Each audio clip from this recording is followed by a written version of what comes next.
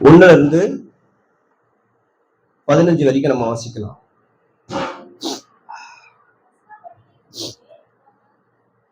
பஸ்கா பண்டிகைக்கு முன்னே இயேசு இவ்வுலகத்தை விட்டு பிதாவினிடத்திற்கு போகும்படியான தம்முடைய வேலை வந்தது என்று அறிந்து தாம் இவ்வுலகத்தில் இருக்கிற தம்முடையவர்களிடத்தில் அன்பு வைத்தபடியே முடிவு பரியந்தமும் அவர்களிடத்தில் அன்பு வைத்தார்.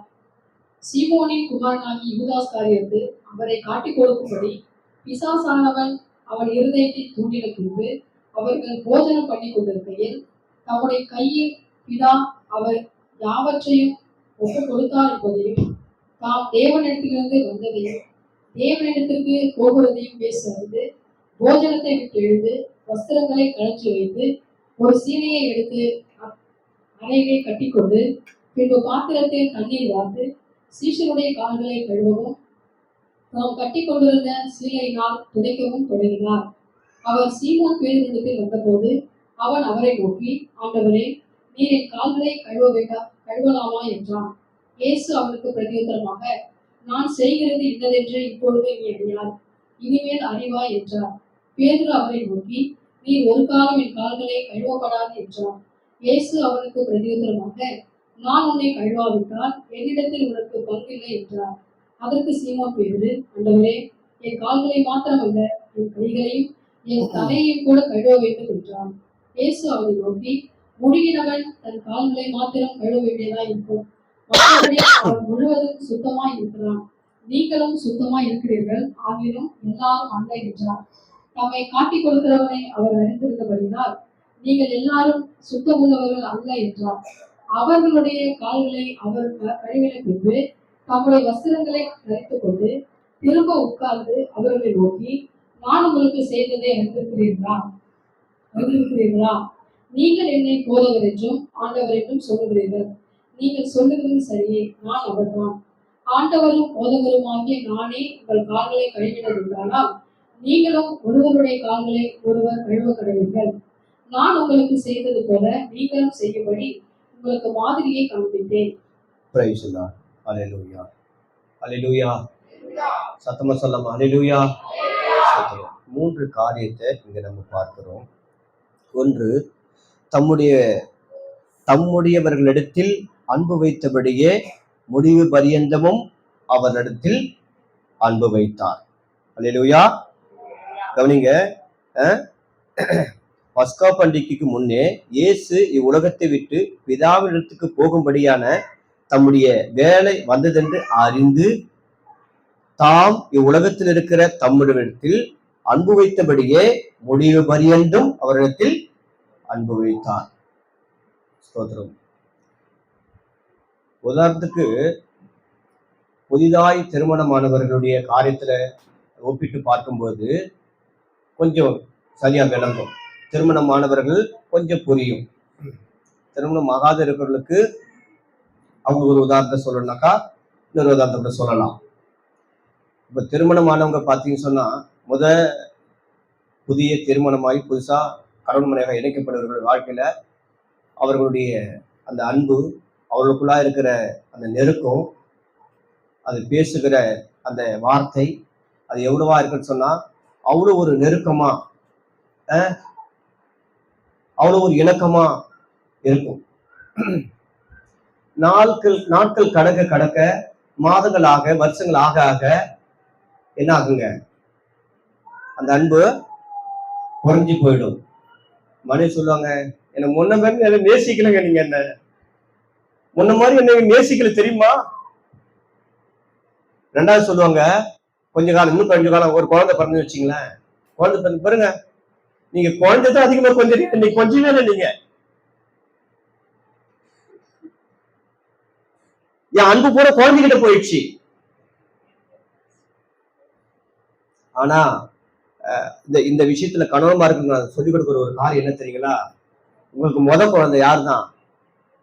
உங்களுக்கு குழந்தை யாரு? கணவன்மார்களே, உங்க குழந்தை யாரு? உங்க மனைவிதான் உங்க குழந்தை. என்ன பண்ணுங்க, அவங்கள ஃபர்ஸ்ட் என்ன பண்ணுங்க, கொஞ்சிட்டு அதுக்கப்புறம் பிள்ளைகிட்ட என்ன பண்ணுங்க, கொஞ்சிங்க. இந்த அன்பு நம்ம வாழ்க்கையில என்ன பண்ணக்கூடாதுங்க, இருக்கு அதிகரிக்கும் தவிர என்ன பண்ணக்கூடாதுங்க, குறையக்கூடாது. அல்லேலூயா. ஸ்தோத்திரம். இந்த அன்பு என்ன பண்ணக்கூடாதுங்க, குறையக்கூடாது. எப்போதுமே மனைவி சொல்லணும், என் பிள்ளைகளை காட்டிலும் என்னுடைய கணவர் என்னதான் நேசிக்கிறார் அந்த இடத்த வைக்கணும் எப்போதுமே. அல்லேலூயா. அந்த இடத்த நம்ம கொடுக்கணும், என்னதான் அதிகமா நேசிக்கிறான்னு சொல்லிட்டு. அது எப்படி சொன்னா வந்துடாது, அது அவங்கள ஃபீல் பண்றணும், அவங்களாவே அதை என்ன பண்ணணும், உணரணும். பிள்ளைகள் ஆசைப்பட்டதெல்லாம் வாங்கி கொடுக்கிறோம், பிள்ளைகளை நேசிக்கிறோம். இது எல்லாவற்றையும் காட்டிலும் என் பிள்ளைகளை காட்டிலும் என்னை அதிகமா நேசிக்கிறன்றது என்ன பண்ணுங்க, மனிதனை புரிஞ்சுக்கணும். அப்போது அந்த குடும்பம் எப்போதும் என்ன பண்ணுங்க, சந்தோஷமா இருக்கும். ஆனா அதே மனைவி முன்ன போல என்ன நேசிக்கல என்றதுக்கு வாய்ப்புகள் இன்னைக்கு உலகத்துல நிறைய உண்டு. ஏன், ஒரு மாதத்துல, ஒரு வருடத்துல, அல்லது 5 வருடத்துல இப்படி வாகத்தாக போறவங்கலாம் கூட உண்டு. காரணம் என்ன சொன்னா, அவங்களுக்குள்ள என்ன இல்ல, அந்த அன்பு இல்லை. ஆனா இங்க இயேசு கிறிஸ்து சொல்றாரு பாருங்க, சீஷர்களை தம்மிடத்தில் வந்த சீஷர்கள் இடத்துல அவர் முன்னாடி ஆரம்பத்துல எப்படி அன்பு கூர்ந்தாரோ, அது எப்படி கொண்டாராம், தம்முடையவர்களிடத்துல அன்பு வைத்தபடியே முடிவு பரியந்தமும் அவரிடத்துல அன்பு வைத்தாராம். இப்போ சரி, ஆரம்பத்துல அந்த மனைவி தானே, அந்த மனைவிடத்துல அன்பு வைத்தல் தானே, ஏன் இப்ப இல்ல அப்படின்னு சொன்னாக்கா, அவங்க கேரக்டர் இப்ப மாறி போச்சு. எப்படி மாறிடுச்சு, என்னது, அப்போ ஒரு பயம் இருந்துச்சு, ஐயோ கணவனுக்கு என்ன பிடிக்குமோ, எப்படி இருப்பாரோ, எப்படி குணம் இருக்குமோ, அந்த ஒரு பயத்தோடு கூட என்ன பண்ணுவாங்க, அம்மா சாம்பார் எப்படி வைக்கணும் கேட்டு கேட்டு பயத்தோடு கூட வைப்பாங்க. சூப்பரா இருந்திருக்கும். போக போக இவருக்கு என்ன, நம்ம செய்யறதுக்கு தான் சாம்பாரு, நம்ம செய்யறதுதான் கார குழம்பு, இவருக்கு எல்லாம் போய் கேட்கணும். அந்த பயம் விலகும் போது என்ன ஆகுதுங்க, அப்பதான் அங்க 2 பேருக்கும் உள்ள அந்த அண்டர்ஸ்டாண்டிங் அங்க குறைய ஆரம்பிக்கிறது. ஆனா இப்படி ஒவ்வொரு குணாதிசயத்தை வைத்து, இப்படி நடக்கிற நடவடிக்கையை வைத்து என்ன பண்ணுங்க, அந்த அன்பு மாறுகிறது. ஆனா இயேசு இடத்துல அதை பார்க்கும்போது, அவர் ஆரம்பத்துல எப்படி அன்பு வைத்தாரே, முடிவு பறிந்து அந்த அன்பு அப்படியே இருந்துதான். அல்லேலூயா, அல்லேலூயா. இன்னைக்கு நம்ம ஆரம்பிக்கும் பொழுது ஆரம்பத்துல இருந்த அந்த அன்பு நம்ம இடத்துல ரிலேஷிப்பு, நம்ம ஒவ்வொரு இடத்துல இருக்கிற அந்த அன்பு ஆரம்பத்துல ஒருவேளை கிறிஸ்துவ வரும்போது ஒரு அன்பு இல்லையா. ஆனா பிரியமானவர்களே, நல்லா கவனிங்க, எல்லாரும் கவனிங்க. இப்போ நம்மள கொஞ்சம் டெஸ்ட் பண்ணி பார்ப்போம். இன்னைக்கு நம்ம புதுப்பிக்கலாமா? எத்தனை பேரு நான் மாற ஆசைப்படுறேன்னு சொல்லி நினைக்கிறீங்க? நான் மாற ஆசைப்படுறேன். நம்ம ஒவ்வொரு கூடுகளும் ஒன்றை கற்றுக்கொண்டு அதற்கேற்றவாறு வளர்ச்சியை நம்ம அடைய வேண்டும். அல்லேலூயா, ஸ்தோத்திரம். அப்ப நம்முடைய வாழ்க்கையில ஒவ்வொருவரோடு கூட அவன் அப்படி பழகிறான், அவன் அப்படி இருக்கிறான், அவங்ககிட்ட உலகம் வச்சுக்கணும் அப்படின்னு சொல்லி நீங்க நினைச்சிட்டு சொன்னாக்கா, இன்றைக்கு அதை தூக்கி எறிங்க, இன்றைக்கு அதை மாற்றிடுங்க. அதாவது இயேசுடைய வாழ்க்கையில பாருங்க, யூதாஸ் காரியத்து ஒரு விதமா இருந்தான், பேதுரு இன்னொரு விதமா இருந்தான். இப்படி சீஷர்கள் கூட ஒவ்வொரு விதமாக இருந்தார்கள்.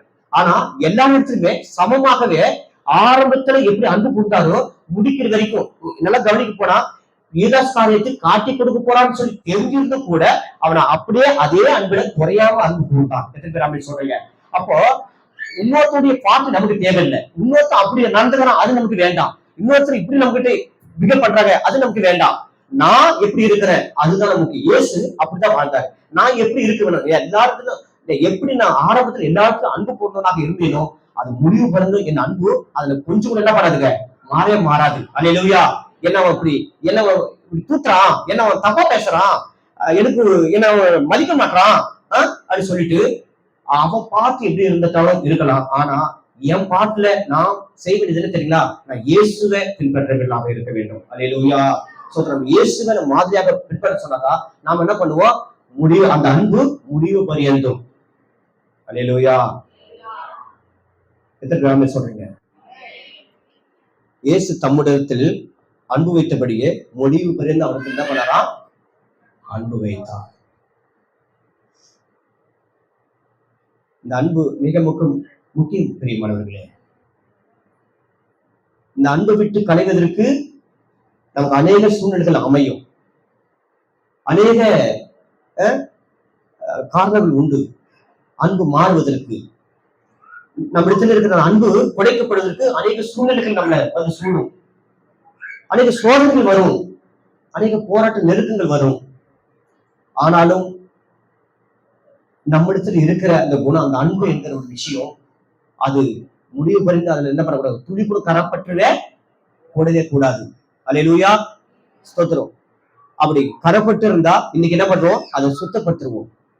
அந்த அன்பு குறைஞ்சிருந்தா இன்னைக்கு அதை நிறைவாக்கிடுவோம். அந்த அன்பு நம்ம கிட்ட இல்லாத இருந்தா இன்னைக்கு அதை வந்துருக்கும் இயேசுவின் நாமத்தினால. அல்லேலூயா, ஸ்தோத்திரம். அந்த அன்பின் ஆவினால இங்க வந்திருக்கிற ஒவ்வொரு கர்த்தர் நிரப்புவாராக. ஆமென் சொல்லலாமா? கொஞ்சம் பேர் தான் ஆமென் வருது. இன்னும் கூட அந்த இருதயம் மாறல. அன்பு வச்சிடலாமா? எங்க குறைஞ்சது அந்த அன்பு என்ன பண்ணிடலாம்? வச்சிடலாமா? எபேசிய திருச்சபைக்கு முன்னாடி எழுதும் போது அந்த எபேசிய திருச்சபை நிருபம் இருக்குது பாருங்க. அப்போஸ்தலன் பவுல் எபேசியருக்கு எழுதும் போது அந்த எபேசிய திருச்சபை ஒரு குறையும் கிடையாது. ஒரு சத்தியம் தேவை, அதை மட்டுமே சொன்னாரு. பொருந்தருக்கு நிறைய குறை இருந்துச்சு. பொருந்தருக்கு இன்னும் பல பல மத்த சபைக்கு நிறைய குறை இருந்துச்சு. ஆனா எபேசிய சபைக்கு பாருங்க குறை இல்லை, குறையில்லாத ஒரு சபையா இருந்துச்சு. ஆனா ஆனா பாருங்க, வெளிப்படுத்தல் விசேஷத்துக்கு போகும்போது எபேசிய திருச்சபை பார்த்து சொல்றாரு, மெயிலே கை வச்சிட்டாரு. நீ ஆதில் இந்த அன்பை விட்டான்னு சொல்லி உன் பெண்ணனுக்கு குறை உண்டு சொல்லிட்டு, அதாவது இதுதான் மிக முக்கியமானதை கை வச்சிட்டாரு. ஆதி அன்பு உங்கள்கிட்ட இல்ல என்றாரு. ஆனா முன்னாடி அந்த நிறுவனத்தை எழுதும்போது என்ன குறையும் கிடையாது. ஆனா நாளடைவுல போக போக என்ன ஆச்சுங்க? எபேசிய திருச்சபைக்கு ஆதில் அந்த அன்பு உங்கள்கிட்ட இல்ல என்றார். அல்லேலூயா. இப்போது நீ மனம் திரும்பு சொல்றாரு.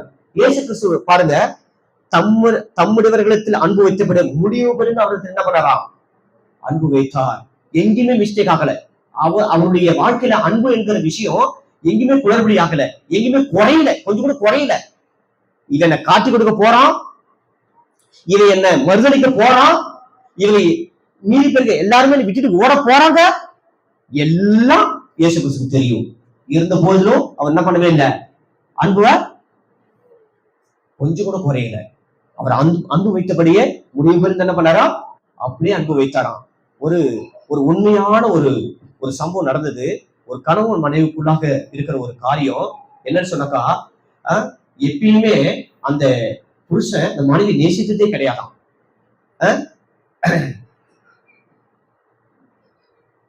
அது பல காரணம் சொன்னா, ஒண்ணு அவருக்கு சபைக்கு ஒழுங்கா வர்றதில்லை, இன்னொன்னு வந்தாலும் இதெல்லாம் பின்பற்றணும் கை கொண்டு சொல்ற அந்த ஆர்வமோ கத்தருக்குள்ள வளரணும் அந்த வளர்ச்சி விருப்பமோ அவருக்கு இல்லை. ஆனா அந்த மனைவிக்கு அந்த விருப்பமும் எண்ணமும் இருந்ததுனால ரெகுலரா ஆண்டவருக்குள்ளாக இருக்கிற அந்த சத்தியத்தை கேட்டு கேட்டு கேட்டு என்ன பண்ண சொன்னாக்கா, இப்போ புருஷனுடைய பாட்டுல அவங்களுக்கு கிடைக்க வேண்டிய எந்த ஒரு அந்த கணமோ அந்த அந்த ஒரு பாதுகாப்பு, அந்த ஒரு அரவணைப்பு, அந்த அன்பு, இன்னும் சொல்ல போனா அவங்களுக்கு வேண்டிய அனைத்துமே அவங்களுக்கு எதுவுமே கிடைக்காத பட்சத்துல, ஆனா இவங்க ஒரு முடிவு எடுத்தாங்க. கர்த்தருக்குள்ள வளர வளர அவங்க என்ன பண்றாங்கனாக்கா, நான் இயேசு எப்படி இருந்தாரோ நான் அது போல என் குடும்பத்துல இருக்க போறேன், நான் மற்ற ஜனங்களோட கூட அப்படிதான் நான் இருக்க போறேன்னு சொல்லி ஒரு தீர்மானமும் முடிவு எடுத்த பிறகு அவங்க பாருங்க, அவங்க கணவனுக்கு செய்ய வேண்டிய எல்லா பணத்தையும் என்ன பண்ணாங்களாம்? செய்தார்களாம். அல்லேலூயா, அல்லேலூயா, ஸ்தோத்திரம். பிறகு பாருங்க, ஒரு நாள் வந்துச்சு. ஒரு நாள் அந்த மனைவி இல்லாம போயிட்டாங்க. இல்லாம போன பிறகு அந்த கணவன் உட்கார்ந்து யோசிக்கும் போது அப்பதான் தெரியுதான், என் மனைவிய நான் நேசிக்கவே இல்லையே, ஆனா என் மனைவியுடைய காரியத்துல என் மனைவி எனக்கு செலுத்த வேண்டிய அன்று ஒரு நாள் குறைவு இல்லையே.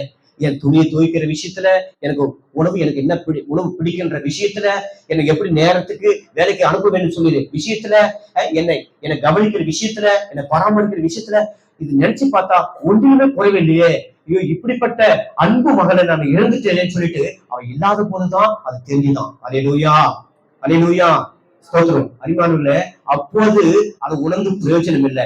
இருக்கும் போதே சக நண்பர் இடத்துல, சபை விசுவாசிகள் இடத்துல, குடும்பத்தின் இடத்துல, சொந்த மக்கள் இடத்துல நம்ம என்ன பண்ணுவோம்? அந்த அன்பை என்ன பண்ணுவோம்? அந்த அன்பு எப்படி இருக்கணுமா? நம்ம விரோதித்தாலும் கூட அந்த அன்பு குறையவே கூடாது. அல்லேலூயா. இதெல்லாம் கேட்பதற்கு என்னமோ எப்படி இருக்குமோ தெரியல, அல்லது கேட்டு எப்படி நடக்க போறோம்னு சொல்லி தெரியல. ஆனா இயேசுவை நம்ம முன்னோக்கி பார்ப்போம், இயேசுவை நம்ம நோக்கி பார்ப்போம். அப்போது அவர் சொல்றாரு, தம்முடையவர்களிடத்தில் அன்பு வைத்தபடி முடிவு பெருந்தும் அவரிடத்தில் என்ன பண்ணாராம்? அன்பு வைத்தாராம். அல்லேலூயா. ஆனா நாளாக எபேசு சபையில என்ன ஆயிடுச்சா? அன்பு குறைஞ்சி போச்சான். குறைஞ்சி போதும் இல்ல, அன்பே இல்லாம போயிடுச்சான். நீ ஆதில இந்த அன்பை விட்டாய், சும்மா விட்டுட்டா இல்லாம போயிடுச்சு. விட்டாய் என்று சொல்லி உன் பேர் என்னது? எனக்கு குறை உண்டு. இப்போது என்ன பண்ணு? மனம் திரும்பி என்று சொல்லுகிறார். அறிஞர்களே, அன்புக்குரிய சகோதர சகோதரிகளே, தாய்மார்களே, தந்தைமார்களே, அன்பு நமக்கு வேண்டும். இயேசுவின் அன்பு நமக்கு வேணும். இயேசுவின் அன்பை நம்ம என்ன பண்ணுவோம்? பெற்றுக்கொள்வோம். இயேசு அன்பு கொடுத்தபடி குடும்பத்துல அந்த அன்பை காட்டுவோம், சபையில அந்த அன்பை காட்டுவோம், சமுதாயத்துல அந்த அன்பை காட்டுவோம். அல்லேலூயா. யாருடைய பாட்டு நமக்கு வேண்டாம், யூதாசுடைய பாட்டு நமக்கு வேண்டாம், இயேசுக்கு இல்லைங்க. பேதுருடைய பாட்டு இயேசுக்கு அங்க இல்ல. பேதுரு என்ன பண்ண போறான்னு சொல்லிட்டு இயேசு அதை பத்தி எல்லாம் கவலைப்படல. அவர் செலுத்தின அன்பு அதுல எதுவுமே குறைவே இல்லை. அந்த அன்பு அப்படியே செலுத்தினாரு. எத்தனை பேர் எல்லாரும் என்ன விட்டுட்டு போக போறாங்க என்ற விஷயத்துல கூட என்ன பண்ணவே இல்லை, அவரு குறைவே இல்லை. அல்லேலூயா, ஸ்தோத்திரம். அப்படியே அவர் அன்பு வைத்தார். ஒன்று. இரண்டாவது காரியம், ஸ்தோத்திரம், நேரம் இல்லை, சீக்கிரம் முடிக்கிறேன் பாருங்க. தம்முடைய கையில் பிதா எல்லாவற்றையும் ஒப்பு கொடுத்தார் என்பதையும், நல்லா கவனிங்க வசனத்தை, தம்முடைய கையில் பிதா எல்லாவற்றையும் ஒப்பு கொடுத்தார் என்பதையும், தாம் தேவனிடத்திலிருந்து வந்ததையும் தேவனிடத்துக்கு போகிறதையும் இயேசு அறிந்து, பாருங்க, இயேசுக்கு எல்லாமே கேள்வி, எல்லா அதிகாரமும் எனக்கு கொடுத்திருக்கிறாரு, எல்லாம் எனக்கு இருக்குது, நான் எங்கிருந்து வந்தன்றது முதற்கொண்டு தெரியும், பிறகு நான் இப்ப எங்க போறேன்ற வரைக்கும் அவர் எல்லாமே தெரிஞ்சிருந்தோம்.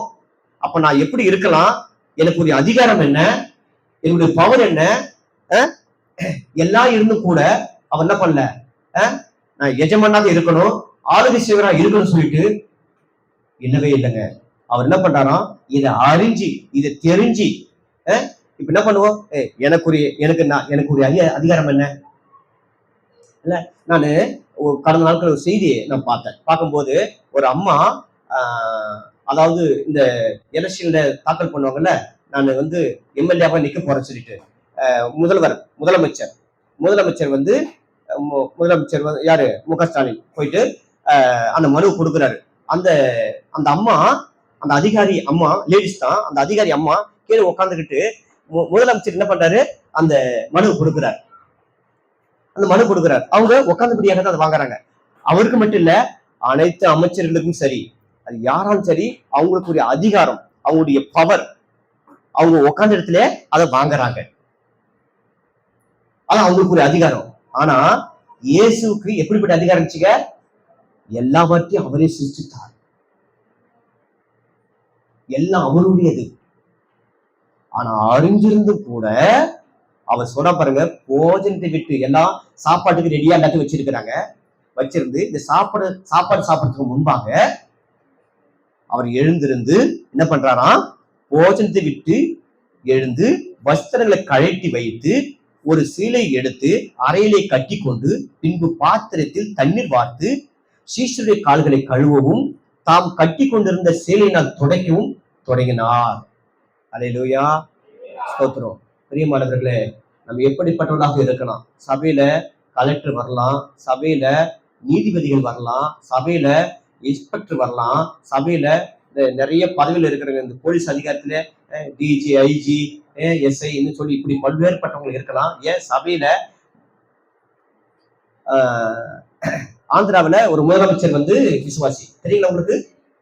ஆந்திராவில ஒரு முதலமைச்சர் விசுவாசி. ஆனா பாருங்க, உண்மையாகவே அந்த முதலமைச்சர் நல்ல ஒரு முதலமைச்சர், அவர் எல்லாரும் போலதான் அவர் உட்காருவாங்க, சபையில எல்லாரும் உட்கார் வாங்குறாங்க. இப்படி எவ்வளவு அதிகாரப்படுத்தலாக இருந்தாலும் நம்ம எல்லாரும் ஒண்ணு சொல்லிட்டு என்ன பண்ணுமா, சபை, அப்படிப்பட்ட சபையை தான் கர்த்தர் விரும்புகிறார். அல்லேலூயா, ஸ்தோத்திரம். அப்ப பாருங்க, அவர் எல்லாவற்றையும் எனக்கு கொடுக்கப்படுகிற அதிகாரம் வல்லமைன்னு சொல்லி எல்லாவற்றையும் அறிந்திருந்த போது கூட அவருடைய தாழ்மையை என்ன பண்ணாரு, அவரு அதை காட்டுகிறார். இதைத்தான் அப்போஸ்தலன் பவுல் பிலிப்பியருக்கு சொல்லும்போது சொல்றாரு, அவர் என்ன பண்ணாராம், அதை எடுத்து வாசிங்களேன், 2ஆம் அதிகாரம், பிலிப்பியர் 2ஆம் அதிகாரம்.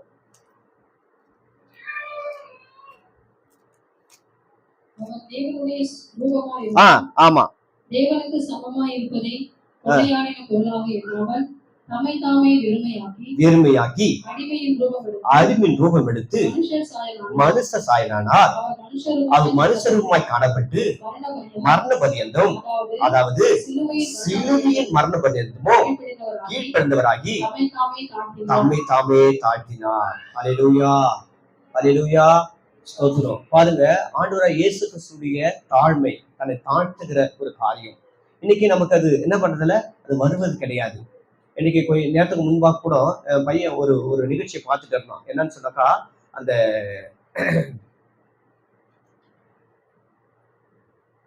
ஆஹ், அது பேர் வேற பரல பாருங்க. சரி விடுங்க, நமக்கு நேரம் ஆயிடுச்சு. அப்போ நமக்கு நமக்கு நம்ம எந்த நிலையில இருந்தாலும், நம்ம எந்த சூழ்நிலை இருந்தாலும், நம்ம எப்படிப்பட்ட அதிகாரத்துல இருந்தாலும், நமக்குள்ளாக எப்படி இருக்கணுங்க? தாழ்மை இருக்க வேண்டும். அல்லேலூயா, ஸ்தோத்திரம்.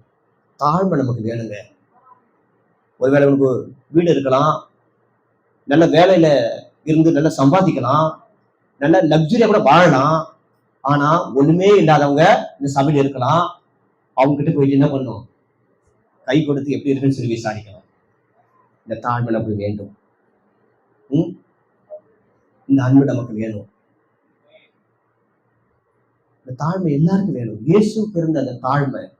அதனால்தான் இயேசுவை இந்த தாழ்மையினாலதான்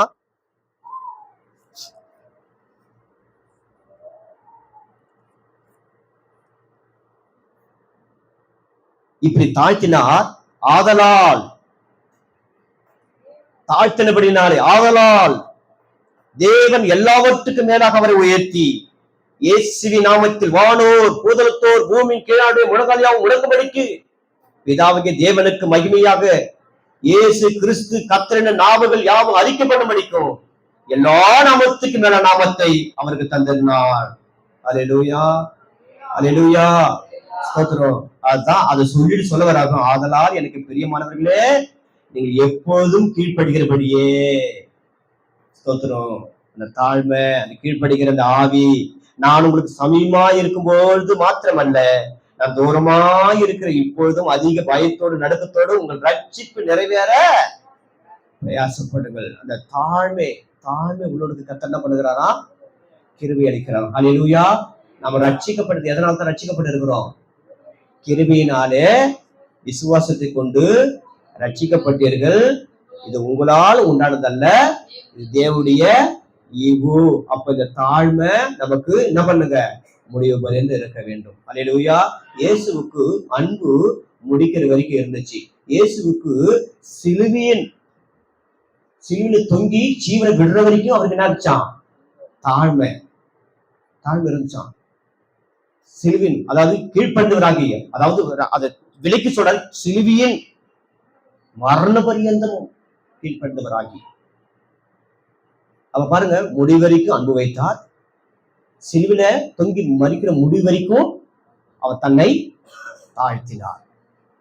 அல்லேலூயா, ஸ்தோத்திரம். நேரம் இல்லாதனால சீக்கிரமா முடிக்க வேண்டியது இருக்குது. ஒன்று, நம்ம அன்பு ஆரம்பத்துல இந்த அன்பு முடிக்கிற வரைக்கும் என்ன இருக்குங்க? நமக்கு அன்பு. ரெண்டாவது தாழ்மை. ஆரம்பத்துல தாழ்மை உள்ளவராக இருப்போம்.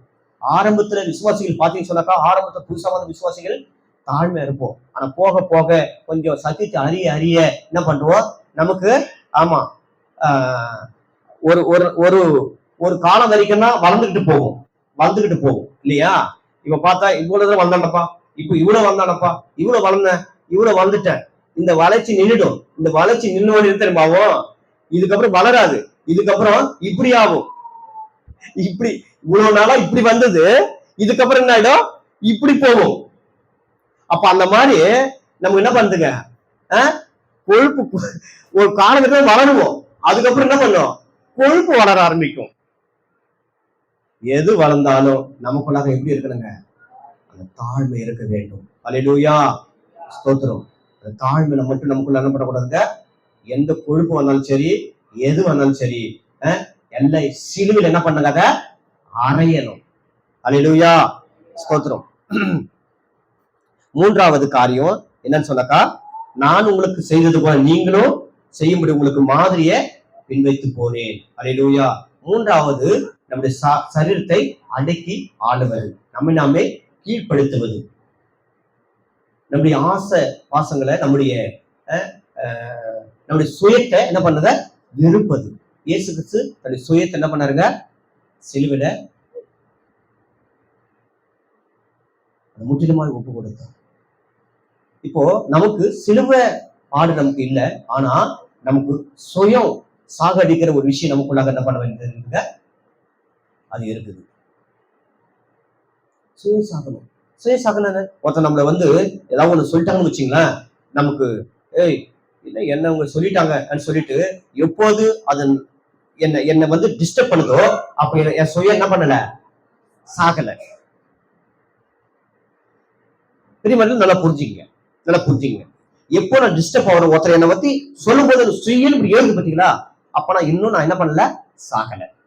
என் மனைவி ஒண்ணு சொல்லிட்டான்னு வச்சுங்களேன், நான் அதை வந்து இப்படி சொல்லிட்டா இவனுக்கு என்னென்னலாம் பண்றோம் என்னென்னலாம் செய்யறோம், இப்படி ஒரு வார்த்தை சொல்லிட்டாலே சொல்லிட்டு எனக்கு ஏற்றுன்னு வச்சுக்கலாம், நான் இன்னும் என்ன பண்ணல, நான் சாகல சொல்லி அர்த்தம்.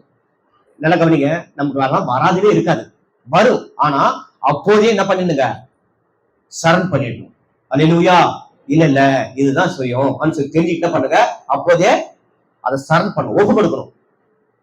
அல்லேலூயா. இது ரொம்ப கஷ்டங்க. இது மூணுமே கஷ்டம் தான், ஆனா எல்லாத்த விட இது ரொம்ப ரொம்ப கஷ்டம்.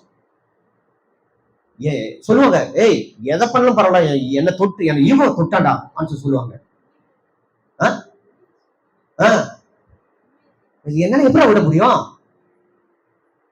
எனக்கு உள்ள மதிப்பு என்ன, எனக்கு உள்ள மரியாதை என்ன, நான் யாரு, என்ன இப்படி பேசுறான்னு சொல்லிட்டு அந்த அந்த அதான் என்னது, சுயம். தமிழ்ல சொல்லலாம் அந்த சுயம், ஈகோ. அது நமக்குள்ளாக இயேசு அதை சிவிலே அதை கொண்டு கொண்டார். நாமும் ஆண்டவராக இயேசு கிறிஸ்துவின் கிருபையினால, இரக்கத்தினால, அவருடைய தயவினால என்ன பண்ணுங்க, சிலுவில நம்மை என்ன பண்ணுங்க, தாழ்த்தணும், ஒப்பு கொடுக்கணும், சிலுவில அறையணும். இதான் சொல்றாரு. இப்ப சொல்ல போனா நானே எனக்கு உரிமை கிடையாது. ரோமர் 6ஆம் அதிகாரத்துல அதான் சொல்றாரு கர்த்தர். எப்பா நீ விளையத்துக்கு நீங்க கொல்லப்பட்டீங்கப்பா, ஒருத்தர் உங்களை வாங்கிட்டாரு, அதாவது நீங்க அடகு வைக்கப்பட்டு மூழ்கடிக்கப்பட்டுட்டீங்க, அவ்வளவுதான், நீங்க அடிமையாக ஃபுல்லாக விற்கப்பட்டுட்டீங்க. ஆனா ஒருத்தர் ஐயோ அது அங்க இருக்கக்கூடாது, அது கனமானது, அது வந்து அநேகருக்கு அது பயன்படக்கூடியது, அது அருமையாக வைக்கப்படக்கூடியது, அது மேலானது என்று சொல்லி என்ன பண்றாரு, தேடி போய் இது எப்பா இதை மீட்கணும்னு சொன்னாக்கா, இந்த பவுனை உதாரணத்துக்கு, இந்த பவுனை, இந்த நகையை, இந்த செயின், இந்த நெக்லஸ, இதை நான் விளையாடப்பட்ட இந்த வைரமோ வைடூரமோ ஏதோ ஒண்ணு அடகு வைக்கப்பட்டு மூழ்கிடுச்சுல, இதை மீட்கிறதுக்கு என்ன வேணும் சொல்லி கேட்கும் போது, இவ்வளவு வட்டியோடு சேர்த்து கொடுக்கணுங்க சொல்லும் போது அதை ஃபுல்லா போட்டு மீட்டாராம். அல்லேலூயா. உங்களை மீட்பதற்கு என்ன தேவையோ அனைத்தும் கொடுத்து மீட்டாராம். பக்கத்துல சொல்லுங்க, முழுசா அவர் வாங்கி இருக்கிறாரு. நீ விற்கப்பட்டுட்ட, நீ மூழ்கடிக்கப்பட்டுட்ட, அவ்வளவுதான், நீ அடிமையாக்கப்பட்டுட்ட, ஃபுல்லா அடிமையாக்கப்பட்ட. ஆனா அவர் வாங்கி இருக்கிறார். வாங்கி என்ன பண்ணாரு சொன்னாக்கா, நான் உன்னை வாங்கிட்டேன். இப்போ இஸ்ரவேல் தேசத்தை அப்படிதான் உண்டு. அதாவது ஒரு வேலை செய்வதற்காக, ஒருத்தர் வீட்டுக்கு அடிமையாக இருப்பதற்காக உனக்கு எவ்வளவு பணம் வேணும்னு சொல்லிட்டு அவ்வளவு பணத்தை கொடுத்துட்டு என்ன பண்ணுவாங்களா, வாங்கிடுவாங்க. வாங்கிட்டு அவன் எப்படியோ சம்பாதிச்சு அந்த பணத்தை அடைக்கிற வரைக்கும் அவங்க அடிமையாக இருக்கணும். சில பேர் அடைச்சிட்டு எப்பா சுதந்திரம் அப்பா சொல்லி வெளியே வந்துருவாங்க. ஆனா சில பேரை நல்லா அடைக்கவே முடியாது, அவங்க கடைசி வரைக்கும் அடிமையாக இருப்பாங்க. ஆனா இப்படி அடிமையாவே கிடக்கணும்னு சொல்லிட்டு இன்னொருத்தர் அறிஞ்சு என்ன பண்ண சொன்னாக்கா, இவரை மீட்கிறதுக்கு எவ்வளவுங்க வேணும் சொல்லி கேட்கும்போது, ஏங்க இவருக்கு நான் வந்து இத்தனை கோடி ரூபாய் கொடுத்துருக்குறேங்க, இப்போது இதுல பேசுறேன், அப்போதைய காலகட்டத்துக்கு பேசுறது புரியாது என்றது, இப்போது இத்தனை கோடி ரூபாய் கொடுத்துருக்கேன், இவ்வளவு அது அடிச்சாக்காங்க நான் விடுவிக்க முடியும், சரிங்க இந்த கோடி ரூபாய் பூரா நான் உனக்கு தரேன், 1 கோடி ரூபாயா நான் உனக்கு தரேன், அவர் விட்டுட்டு எஜமான் இப்ப நீங்க என்ன வாங்கிட்டு நான் உனக்கு அடிமை சொல்லிட்டு அவர் வராரு. இல்ல நீ எனக்கு அடிமை இல்லை, நான் உன்னை வாங்கிதான் இருக்கிறேன், நீ எனக்கு சொந்தம் தான், எனக்கு அடிமை தான், ஆனாலும் நீ எனக்கு அடிமை இல்லை, நீ சுதந்திரமா நீ போலாம், நீ எங்க ஒன்றும் இஷ்டம் கூட நீங்க போலாம். அல்லேலூயா. ஆண்டவர் அப்படித்தாங்க நம்மளை அழைச்சிருக்கிறாரு, அப்படித்தான் நம்மள என்ன பண்ண விலைக்கரை கொடுத்து வாங்கியிருக்கிறாரு. இதுல என்ன ஒன்று தெரியுமா, இப்படித்தான் ஆபிரகாம் கூட அவருடைய வேலைக்காரர்கள் அநேக பேர் இப்படித்தான் என்ன பண்ண, அநேக பேர் மீட்டு எடுத்தாங்க. ஆனா அவங்க எல்லாரும் என்ன பண்ணாங்க, ஆபிரகாம் இப்படிப்பட்ட நல்ல எஜமான வீட்டு நான் எங்களுக்கு போகிறதுக்கு எனக்கு என்ன இல்லை, எனக்கு இஷ்டம் இல்லை, நான் உங்களுக்கே நான் அடிமை, எனக்கு அடிமைலாம் இருக்க தேவையில்ல, அப்ப அடிமையே இல்லாத சுதந்திரமா விட்டு இருக்கிற உங்களுக்கு நான் என்னவா இருக்கிறேன், எப்போதுமே அடிமையா இருக்கிறேன் சொல்லி ஒப்பு கொடுக்குறேன் பாருங்க. இதுதான் என்னன்னு சொன்னாக்கா தானாகவே வந்து அடிமையாக இருப்பது, கிறிஸ்துவுக்கு அடிமையா இருப்பது. எத்தனை பேராமே சொல்றீங்க? நம்ம சுதந்திர வாழ்ந்தாங்க. நம்ம எதுக்கோ ஒரு அடிமையா கிடந்தோம். பாவத்துக்கு அடிமையா கிடந்தோம், விற்கப்பட்டுட்டோம், யாருக்கே சொந்தமாக நம்ம இருந்தோம். இப்போ இயேசுக்கு சொந்தம். ஆனா இயேசு சொல்றாரு, நீங்க விடுதலையாக்கப்பட்டிருக்கிறீங்க, சுதந்திரமா நீங்க இருக்கலாம்னு சொல்றாரு. ஆனா சுதந்திரமா இருக்கிற அதே பட்சத்துல நம்ம இயேசுக்கு அடிமையாக இருக்கிறது தான் நல்ல விஷயம். அதுதான் அர்த்தமா, அதுதான் என்னது, அப்படிதான் இருக்கணும் கூட. அதை தேவன் விரும்பல. அதாவது எனக்கே நீ அடிமையா இருக்க சொல்லி விரும்பல. ஆனா அடிமையா இருப்பத அவர் என்ன பண்றாரு? ஆசைப்படுறாரு. அதை எப்படி சொல்றது எனக்கு புரியல. அவருக்கு நம்ம அடிமையாகத்தான் இருக்கணும். நம்ம சுதந்திரம் தான், சுதந்திரவாளி. ஆனா அவருக்கு நம்ம அடிமை எப்போதுமே. எத்தனை பேர் புரியுதுங்க? அல்லேலூயா, அல்லேலூயா. இதுதான் நம்மளை வந்து சுயத்துக்கு சிலுவில அறைவது. இயேசுக்கு நம்ம என்னது? அடிமை. ஆனா இயேசுக்கு அடிமை சொன்னா, இயேசு இங்க வா, இதை செய், அதை போ, நான் சொல்றதை செய்யணும், அப்படி நம்மளை நடத்தல. சுதந்திரமா நடத்துறாரு. ஆனா தேவன் சில நிபந்தனைகளை வச்சிருக்கிறாரு. அந்த கட்டளை பிரகாரமாக அவருக்கு கீழ்ப்படி நடக்கிற பாருங்க, அதுக்கு அடிமை நாம. அவருடைய கட்டளைகளுக்கு, அவருடைய வார்த்தைகளுக்கு நம்ம கட்டுப்பட்டு நடக்கிற மாதிரி, அதுக்கு நம்ம அடிமையாகவே இருக்க வேண்டும். அல்லேலூயா, அல்லேலூயா. சொந்தம். அப்ப நாம முழுசா யாருக்கு சொந்தமானவங்க? கர்த்தருக்கு சொந்தமானவங்க. அப்ப நம்ம ஒருத்தரை இமேஜை தொடரான்னு சொன்னாக்கா, எனக்கு நானா அது? அதுதான் சொன்னாரு, ஒன்ன தொட்டாக்கா என் கண்மணி என்ன பண்றான்? தொடுறான். அப்ப நம்ம அவருக்குரிய சொந்தமானவர்கள் நம்ம. அல்லேலூயா, ஸ்தோத்திரம். அப்ப நம்ம சுயத்தை என்ன பண்ணுங்க, இத ஒழிச்சிட்டு வச்சுங்களேன், குடும்பத்துல எந்த ஒரு சண்டை வராது. இந்த சகோதரத்தோடு கூட எந்த ஒரு சண்டை வராது, எந்த பிரச்சனையும் இருக்காது. யோசித்து பாருங்க, ஏன் சண்டை வருது? ஏன் சண்டை வருது? என்ன அவன் எப்படி சொல்லலாம்? எப்படி அவங்க இப்படி பேசலாம்? அப்போ நமக்குள்ள என்ன இருக்குதுங்க? சுயம். என்னை பத்தி இப்படி பேசலாம் அவங்க? சுயம். சரி, என்னை பத்தி பேசுறானா? சரி, பேசிட்டு போட்டு. அந்த மனுஷன் தான் என்னது? சுயம் சாகடிக்கப்பட்டு இருக்கிறோம். அல்லேலூயா, சோத்திரம். இந்த 3 விஷயம் கர்த்தர் நம்மை ஆசீர்வதிப்பாராக. அல்லேலூயா, அல்லேலூயா. மறக்க வேண்டாம், அன்பு ஆரம்பித்த அன்பு முடிவு பரியந்தம் இருக்கணும். 1. 2வது, முடிவு பரியந்தம் தாழ்மை. 3வது, சுயத்துக்கு சாவது. அல்லேலூயா. நம்ம யாரும் அதை மறக்கக்கூடாது. கர்த்தர் தாம் இந்த வார்த்தைகளை ஆசீர்வதிப்பாராக.